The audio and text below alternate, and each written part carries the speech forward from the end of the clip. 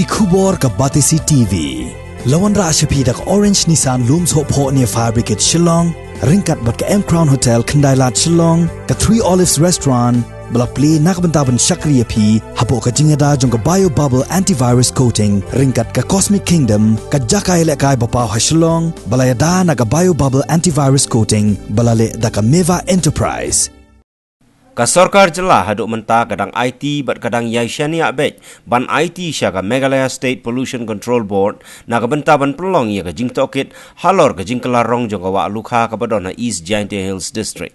Dangshen ka Committee on Environment jong ka ying dorbar tawaan ka Jilla kala her Tohkit halor ka Jingkylla Rong jong ka ni ka wa bat penpau ru ia ka Sorkar halor ka Jinglong Jingman jong ka ni ka wa ka bakta ia ka kamai ka ji jong ki pai ba nong shnong ki baju im kamai jakpo na ka kam khwai dok ha na ka ni ka wa.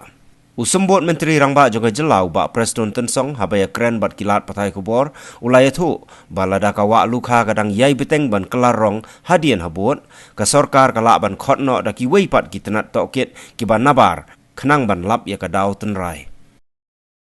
The State Pollution Control Board ki nakapo support ki test tenlei kumba ka report ka bayo naki kalong within a prescribed limit again hak widai bat ketuka ka asit lani ketuka bangi kum dawyong ngani katai again kamdon ka ban bangin yok report ba kalong ka daw tenrai balai ba ka jia begitu ki dok haki yang lani balai ka ka Kelarong bro ya kata ngim yok ka detail tenrai long ngila ain instruction ba ka State Pollution Control Board bakin take care kini na markir ki don ki scientist kitar ki babiang na ka bikin test ya katika wa we have already entrusted the State Pollution Control Board, not necessarily only mining of coal.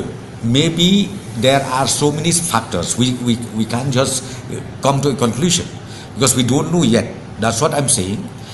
When the report prepared by Pollution Control Board, they said it is within the prescribed limit. Again, that's what we have problem. So let us see. If need be again, maybe government we can engage the expert from outside the Pollution Control Board, and that we will see later.